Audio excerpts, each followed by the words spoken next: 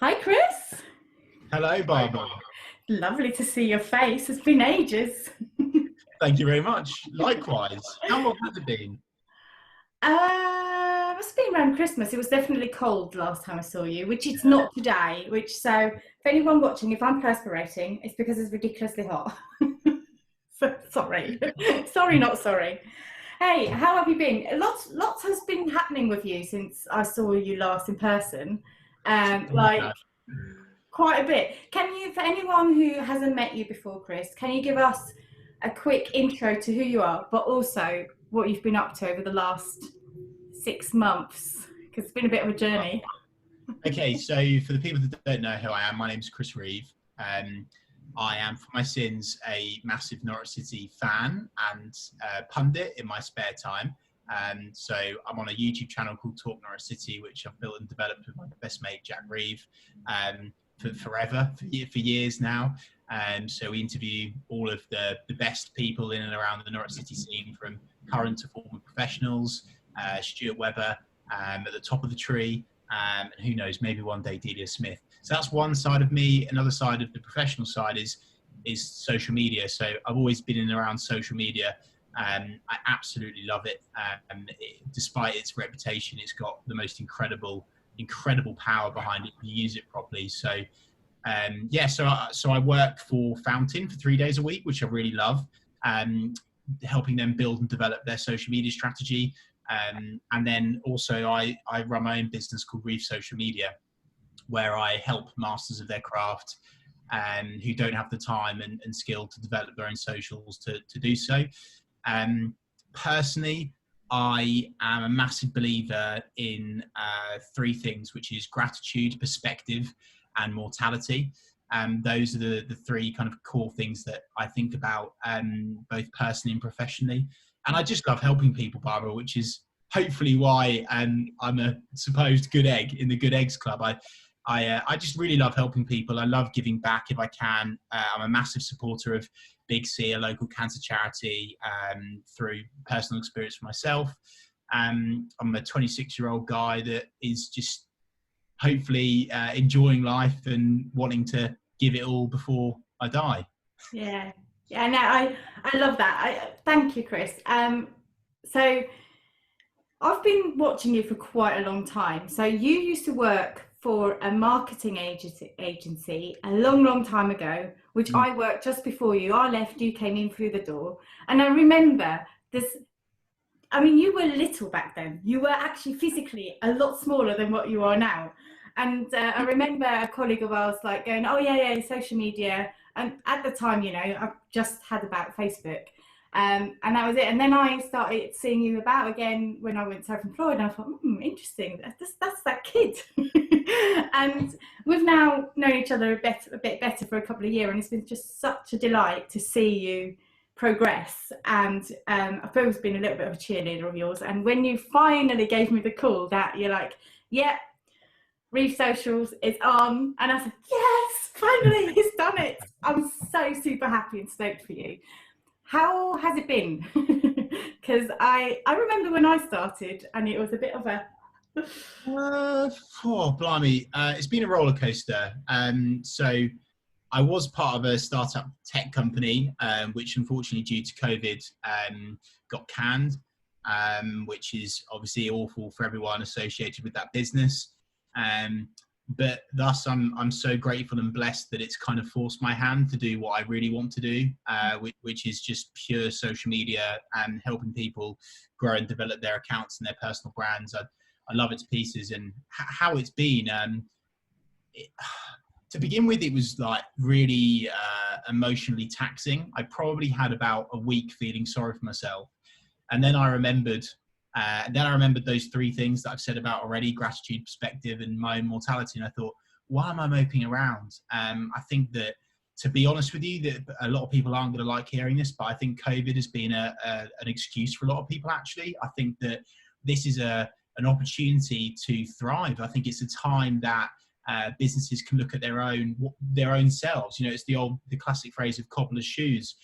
There's so much that you can do and working on not just your business, but yourself as well, your own personal development. So I've really enjoyed taking the time to listen to podcasts, to read books. I've got this fantastic new book on my desk now by Matt Sykes, who's an absolutely top local chap doing some fantastic things. But yeah, I'm not going to lie, it has been difficult. But then contrasting that, I'm not going to say, oh, it's been really difficult and my life's going to end, because that's just not true. In actual fact, the world of digital and social media is spiraled out of control, and has, it's the busiest I've ever been in my life. I'm very lucky and grateful, as I say, that I've just been so busy, which is great, because I wouldn't want to be bored right now, because there's literally, obviously you can't go out and can't do very many things. So I've loved it, literally, 5 o'clock in the morning till 7 o'clock at night. Just, I know that's a bit hustle porny, so you'll have to forgive me, but I don't see it as that. I just love it. I just jumped in, and I might be in that honeymoon phase. So maybe we can do an interview in a year's time, Barbara, and you can say, Chris, how's it going? And I'll be like this, like, oh, Barbara, I'm hating my life. But at the moment, honestly, it's incredible. But yeah, I think it's been difficult for me, just purely for like family reasons. But professionally, it's been great, and I'm not going to sit here and lie about that. A lot of people have finally switched on to what social can do in terms of both staying in touch with your customers and sales as well. So yeah. No, absolutely. Oh, I'm so glad to hear that. No, and to be honest with you, you will never be bored in your life again. You will constantly, as soon as you sit down, you go, oh, that, and and that. Yeah. So don't worry about that. And I don't think you'll ever hate it, because I mean, I have a hate-love relationship with my business, but the hate more comes from sometimes, you grow, and as you grow, you have to encounter new challenges. And it's nerve-wracking, and you're like, but knowing you jump into it and you go with it. And yeah, I've used this phrase a lot on this podcast, and I know I don't own any, but sometimes you just have to grab the balls and go with it. So no, you'll be fine. And I really love that you've just plugged Matt's book. We've had Matt on the vlog before. That's just, we've talked about this book, now it's out. And it's a perfect segue to my next question, because we love self-development. I know you love self-development. Yeah. You're always engaged with really interesting stuff. But looking back, what do you think is the main book or course or experience that has influenced you to become what you are now? Single-handedly, Mindspan by Gavin. Again, another local chap.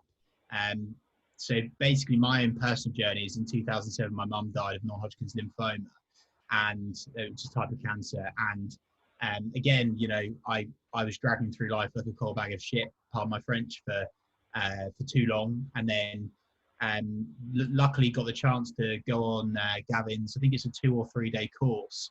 And taking the time to actually be like, no, this is time for self psychology. And people think that it's fluffy nonsense and it's made up, but learning about the brain and how it works and the negative spiral and all of that stuff, it's been like, that guy completely changed my life. 100%. I've always said it, and I'm not afraid to say it. Because I went from, a guy that didn't really know what to do, and as I say, like just kind of moping about, to someone that was just going to have a go at everything and wasn't afraid to make mistakes and wanting to help people. It was literally a miracle. So Gavin Drake, Mindspan. There is a book which is so easy to read. I don't read at all, but I made the effort to read that book, and it was wonderful. He's also got a fantastic podcast out with his daughter Emily at the moment, which is well worth a listen. If you just search Mindspan into Spotify, you'll find it. So that's been great. That was, I think, probably like the light bulb moment for me, in all honesty. And then it opened up into all of the other stuff. Like I'm a massive Gary V fan, Gary Vaynerchuk, who everyone knows. A lot of people hate, but I love him. I love his energy, and I think that's really important. I think energy is an ingredient that a lot of people don't really use to their advantage, or even don't develop. They're quite comfortable sitting in their white suit and tie and just kind of saying the same things and not stepping over the mark and not showing their passion and their energy and their desire to help. So I love Gary V. very, very recently, actually, to fast forward, I've started to engage and follow on social media a lady called Mel Robbins, Okay. who's really awesome. American, started from nothing, and she's got a fascinating, very, very simple thing called the 5-second rule. I'm not going to explain it because I want everyone that's watching this to go on and engage and actually follow her for a week. That's the one thing I'd ask of everyone watching this right now, to go and follow Mel Robbins and give me and Barbara some feedback on how you found it. But yeah, so she's really good. In terms of like professional self-development, I would say probably two people really. Oliver Hill from Hill Coaching, local guy again. He's been great for me and really helped me out of a really turbulent period of my career, should I say. And he taught me about habits and how to create them and how to stick to them, and the importance of playing to your strengths, which again, a lot of people don't. A lot of people are obsessed with working on their weaknesses. But for me, and I mean, maybe I'm just trying to, cut a corner here, but I think there's only so much time that you can really give to your weaknesses. I think if you can really double down on your strengths, put all of your chips on red, so to speak, I think that is a really powerful thing to do. And that's what I've done. Oliver Hill said, why are you messing around with this and that? Your specialism is organic social. Double down on it, go attack it. And, he's been incredible for me. And then the last but not least is this man here, Matt Sykes. Again, genuinely changed my career from, I would honestly say, an average performer to someone that's bringing in a lot of revenue for the organizations that I was working for. Just the systems and the processes and questioning skills and negotiation. Matt Sykes from Sales Cadence is unbelievable. I just like the fact that he strips it right back down. And again, there's no fluff. I don't really like fluff. I want to see the value straight away, and he makes it relevant to you and your business. So I've really enjoyed working with Matt. I mean, just to give you an example, when I was at my former agency, I went from bringing in absolutely barely anything to, I think my last year there, I brought in over 100 grand of worth of sales from a very, very low ticket item. So Matt Sykes is a man to engage with. But I think this is the thing about COVID. I think, the whole personal development scene has hopefully seen a boom and deserves a boom. A lot of people have put it on the back burner for a long time. And I actually think dedicating some time every week for PD stuff is so super important. A lot of people do that for exercise. Some people are starting to do that more for like yoga and stuff like that, which is great. But I think another segment to put in there is personal development. So, but I don't mean just sticking a podcast on whilst you're working. I mean actually taking time out to just sit in a room with something, or to sit in a room and read, because there's this whole thing about having to do loads of things at once. And even just recently, Rebecca from Fountain, who by the way is the best person I've worked for in all of my life without a shadow of a doubt, actually just said to me the other day, no time stroking your cat is wasted, which I like, right? Which is fluffy, literally it's fluffy. But I really like that because it's just a reminder of everyone's got this whole thing of hustle and working hard and doing all of this stuff. And for me, I have felt guilty in when I'm starting up my own little agency and, working for Fountain, and it's, everything is so on all the time. You could nothing's ever complete. It's a constant. And, particularly with Fountain, being overseas and international as well. And just taking the time to be like, actually, you know what? I'm going to stroke my cat for 5 minutes, and I'm just going to really love my cat for 5 minutes. I know that sounds a bit bonkers to someone that doesn't take time out, but believe me, it's very good. I'm with you 100%. I've taken up a new habit at the moment because I used to go to the Buddhist center for meditation whilst I was sick. Yeah. So just to sort of, because I'm not very patient, and healing takes a lot of patience. So I was thinking, okay, meditation will help for that. But with COVID, the whole guided meditation, it doesn't always work. But I'll tell you what does work. In the morning, going out into my garden before the kids are all up, and just sitting there bare feet with my feet in the grass and having a breeze, and just no phone, no headphones, nothing else. Just sit there for like 3-4 minutes, and I'm like, oh, okay. And it's a much better way to start my day. It's like much better. And it's just taking that moment. So I really loved that you just said we've seen out of COVID more, well, hopefully more people investing in their sort of self-development, which again segues on perfectly. Thank you so much, Chris. You're such an easy guest. Onto my next question, which was, we're in this extreme environment. Let's not kid about it. This is, I'm not going to say the word, but this is just let's say extreme. Yeah. Yeah. You know. Unorthodox. Yeah. So, out of the changes that you have seen emerging, which are the ones that you hope will stick? Wow. I've seen a darn sight more respect online, and people showing more empathy. And just as a side, before I answer the question, I really like the fact that COVID is this, again, this might annoy people, but it's just the honest truth. I really like the fact that COVID is highlighting the bad guys and the good guys. I really like that. I think that's something that I'm really happy about, actually. I really am. So I like the fact that, sorry, what was the question, Barbara? I went off on a tangent. No, that's all right. Because what are the changes that you see emerging that you would like? Oh yeah, contactless. Like, maybe I'm just too young to appreciate cash, but I love the fact that everything's contactless now in most places. I think that's great. I think that's really good. As I say, I think just this element of empathy, particularly for small businesses. I love the fact that even just myself, I never ever went to my local bakery because I could just get all of my shop from Sainsbury's and stuff. But there's just something inside of me that says, you know what, I'm going to now help local businesses, and like even more, like I was doing it anyway in certain areas of my life, but now wherever I can, I'm supporting a local business, really tuned into that. And it's not just me. I know that a lot more people are tuned into local businesses now.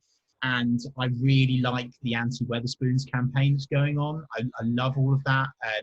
I think it's really important that local, and you know what I mean? I think there's so many, I think Norfolk is very lucky that we've got such a good collective community that want to help each other anyway.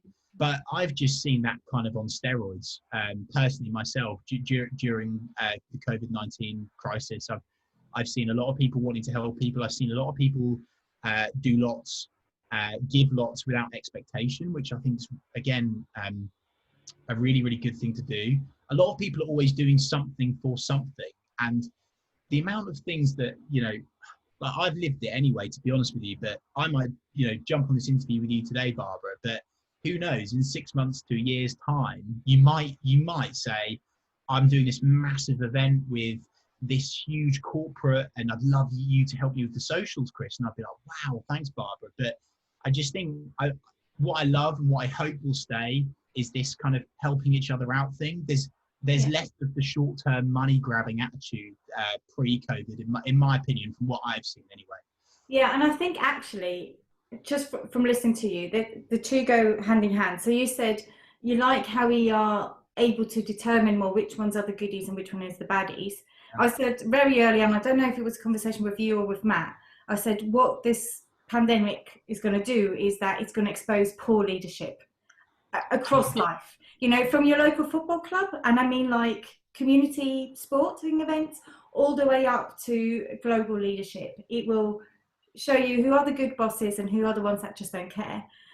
And in the same token, you said with people being authentic, so people putting offers out just for the sake of putting offers out, for the sake of having sales, are going to be found out, because unless they come from the right place, I think we're starting to see through it. We're starting to see through all these gimmicks.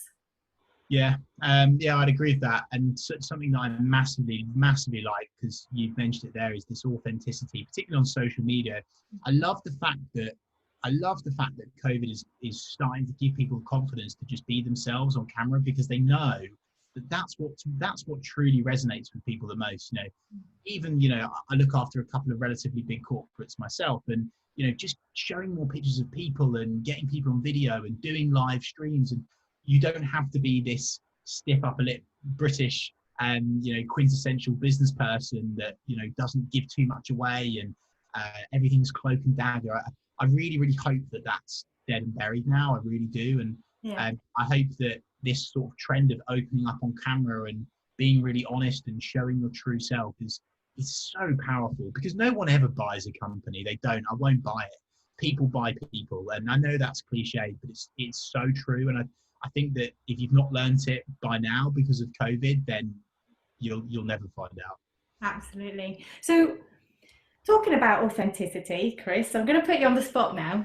So, with Good Eggs, we obviously have this philosophy always about fairness and engagement, no, inclusiveness and equality and sustainability and innovation and so on.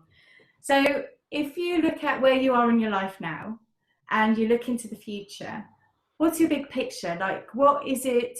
And I'm not meaning like how much you want to earn or anything like that, or where the business must go. Yeah. For you as a person, as an individual, what do you want to achieve? What do you want to leave behind? Wow. Like, what drives you?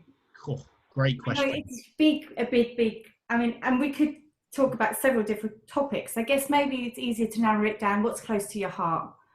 What gets you up in the morning? Well, as I touched on already, to be honest with you, I genuinely love helping people, because I get my buzz and my stamp in the book, and my paycheck is genuinely someone saying to me, like you saying to me, Bob, today, if we finish this interview and you say, Chris, what an interview, I gain much from it, I'm sure our audience will, that will literally buzz me up for the next week. Like, it will fill me with so much goodness. And people have probably seen this quote before, but I love it so much. It's not, I don't want to build, quote me up on this, click this up in years to come, I promise. I genuinely don't want to build a massive multinational, big fat corporate that like, it just doesn't appeal to me. And I love the thought of living my life with the intention of loads of people coming to my funeral. I think about it a lot. I think about my immortality a lot because of what happened to my mum. And I think about, what would people say at my funeral, and who would come at the moment? Is there enough people coming to my funeral at the moment? I should probably help more people. I want it to be filled to the rafters, and I want people to be really happy, and people to think, what a good egg, pardon the pun, but because that's where I get my energy, which is being selfish, but I know that that's what helps people the most. And I know that if I give my all to helping people, it doesn't matter whether it's driving my mate the other day to the garage because his car had broken down, or I don't know, in your case, it might be going to, I don't know, pick up some shopping for your neighbour at the moment, or helping a colleague learn something that they didn't know before, or giving someone half an hour free of your time. And that for me is what it's all about, because genuinely, hand on heart, if I really hope not, because I'm about to go and climb Ben Nevis at this moment that this is being recorded on Saturday. If I got hit by a bus today, I'd be so content with my life, and I mean that. And people will find that really challenging to hear as a 26-year-old, but I will. And I think so long as I can retain that mindset, I'll be a really happy bunny. I really will. Because as I say, that's what I get my biggest buzz from, and that's what makes people money, right? If you're helping people, that's what makes you money anyway. So you may as well double down on that and make that your focus rather than sales. And do you know what I mean, Barbara?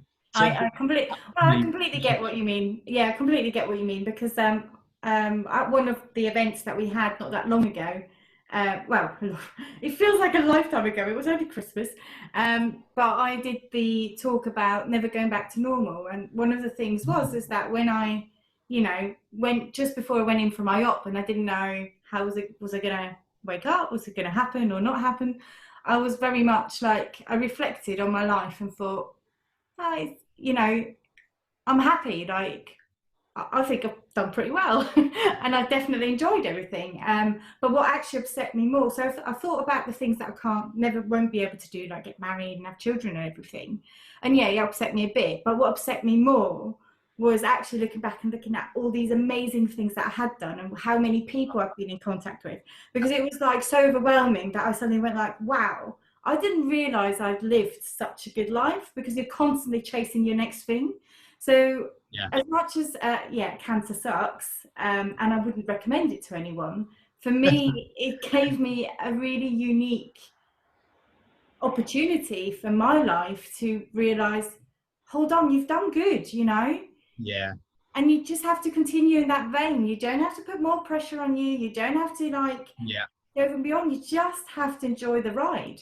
Barbara, I've got 3 things on that. Number 1, I can literally feel your happiness now. And I spoke to you, I think it was possibly about 2.5 months ago now, and it didn't feel good. I was having a conversation with you on LinkedIn. I thought, oof, Barbara's not in a good place. It's so good to see you like this. So well done, genuinely. Thank you. But the other thing is that you've mentioned upon there is actually being thankful for all of the stuff that you have done. And this is Gavin Drake Mindspan classic is, and a lot of people don't do this. A lot of people write down their targets and their affirmations. Actually, a lot of people don't do that either. But so many people don't write a gratitude journal, right? So whenever I'm feeling a bit shit and I've had a bad day, I write down, well done, good, every single little thing, the tiny things like I've got a car, the chest of drawers on the side, the fact that I've got a roof over my head, the fact that this lovely fan is on, keeping me from keeling over, you know, the fact that you've got plants behind you, the fact that I'm wearing a Vivienne Westwood shirt, like all of those little tiny things, and write them all down and read them back when you feel shit. And the last thing that I'm going to add to your comment there, Barbara, huge believer in this, adversity equals success. Look at all of the big successful people on planet Earth. You know, I think I'm pretty sure it's Richard Branson hasn't got a mum or a dad. Bill Gates' father or mother died when he was young. I've always grabbed hold of that because I'm like, oh, blimey, I'll have a bit of that because obviously I lost my mum. And for you now, I've seen personally, obviously I've not spent a lot of time with you, but I've seen you come on this journey where you obviously got hit by it, and then you're absorbing it, and then you're feeling it, and now I can see you coming up the other end of that trajectory now, up that graph, and I've seen it in all of the interviews that you've been doing, and you've just been doing stuff, and I think that's so important. And honestly, for anyone that's been through anything shit or will go through loads of shit stuff, because you will, everyone does, just remember adversity equals success. I genuinely believe it. Sometimes it takes you many years. Like for me, I feel like now I'm doing so well from where I was. Like I'm so grateful for that, considering I was at literally like minus ground, not ground level, like minus 3 or 4. And now to be up here, I quite often I look down at my old self and I think, blimey, I've done well. And I think we need more of that. So kudos to you, Barbara, for that. And good on you for sharing that as well, because a lot of people, they get hit by something, whether it be a divorce or cancer or a parent dying, and that's it. They stay in the same job. They take standard, they take averageness, and they just give up. So I'm really pleased that you've not done that. Thank you. And I think it's really important to also add is that I will have shit times again. We all will, like you said, because life continuously moves on. It continuously change. And I had a really interesting conversation with my mother, who, you know, in my mother's own way, was like, oh, but, you know, I brought you kids to the world so you wouldn't have to go through hardship. And we had all this money and we were well off and we thought we did everything. And I was like, yeah, but Mum, that's not the point, you know. We are made to go through hardship because that's how we learn. That's how we fulfill our potential. Because I'm pretty sure if I never had any problems in my life, I'd be a very shallow shell of a person who didn't really have much to contribute to the community or to life as a whole. I'd be one of those people where no one shows up in funerals. So honestly, Barbara, you'll be so. I know it's hard to even, you know, sit because it's still fairly fresh, or very fresh for you. But you'll be so grateful for it because it will be a moment in your life you'll go, God, that was shit. But my God, did it change who I was as a person? Like for me, it sounds really weird for anyone that's not been through like a serious moment like death or something like that. But for me, I'm actually weirdly very grateful for it now because I would have just been dragging through life like a cold bag of shit. Honestly, I really would have been. So, but it's just a mindset thing, isn't it? Right. And this is what we said about self-psychology. I feel so sorry for people that don't spend the time to learn about this stuff because there is a whole world of opportunity. Like the world is abundant. There is an abundance of everything. You can do anything. Literally, my business is predominantly run from my mobile phone. Honestly, I can do everything I want from my mobile phone. Everything. Write content, speak to people that I need help with, you know, spreadsheets, money, finance, everything from my mobile phone. And this is the thing with social. Like literally LinkedIn the other day, had a huge company contact me because they searched social media specialist on LinkedIn and my name popped up first. Like, Wow. and to just got to put it out there, you know, and be a bit more brave. There's, as I say, a world of opportunity. Don't give up because of COVID. Oh, thank you, Chris. And that's the perfect line to end. Wow. We've run out of time. It's been amazing. Thank you so much. And I hope that we can do this again in the future. And even more so, I hope that by this time next year, we'll be able to relaunch A Good Eggs in a really big way with massive big cocktails. Because, you know, every month that goes by, the cocktails are getting bigger. So You're going to need a big venue and you're going to need a lot of alcohol. So maybe you need to sort of supplier. yeah, absolutely. Wow, yeah, or mocktails as well. Because let's be honest, we do drink a lot of mocktails as well, of course. I don't think we're going to need mocktails, but we're going to need the strong stuff. I tell you. Well, I'll find a drink supplier. There you go. Thank you so much, Chris. It's been a pleasure, and I'll hopefully see you soon. Thank you. Bye.